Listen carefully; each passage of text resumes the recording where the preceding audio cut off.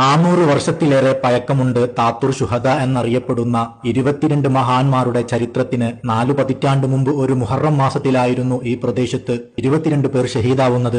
ഇതിനു പുറമെ 83 വർഷം പിന്നിട്ട വേറെയും രക്തസാക്ഷികളുടെ ചരിത്രമുണ്ട്. 1921 ബ്രിട്ടീഷുകാരാൽ രക്തസാക്ഷികളായ ദേശാഭിമാനികളുടേതാണ് ആ ചരിത്രം. വ്യത്യസ്ത നൂറ്റാണ്ടുകളിലായി 2 പോരാട്ടങ്ങൾ നടന്നിട്ടുണ്ട് ഇവിടെ. മലബാർ ലഹള കാലത്ത് വെള്ളക്കാരുടെ കൊടും ക്രൂരത ഒരുപാട് മനുഷ്യമക്കളുടെ ജീവൻ എടുത്തിട്ടുണ്ട്. അതിൽ പള്ളി തീവെപ്പിന് ഇരയാവുകയും ചെയ്തു. പിന്നീട് കാലങ്ങൾക്ക് ശേഷം പള്ളി പുതുക്കിപ്പണയാൻ തീരുമാനിച്ചു. വർഷങ്ങളായി ഷഹീദായ ഖബർ ഒരു പോറൽ പോലും ഏൽക്കാതെ കാണപ്പെടുകയും ചെയ്തതോടെ മഹത്തുക്കളുടെ പ്രശസ്തി വർദ്ധിക്കുകയായിരുന്നു. ബ്രിട്ടീഷുകാർ താത്തൂർ മസ്ജിദ് ആക്രമണം നടത്തിയത് 1921 നവംബർ 11 കെ കോയക്കുട്ടി മൗലവി മലബാർ ലഹള എന്ന കൃതിയിൽ രേഖപ്പെടുത്തിയിട്ടുമുണ്ട്.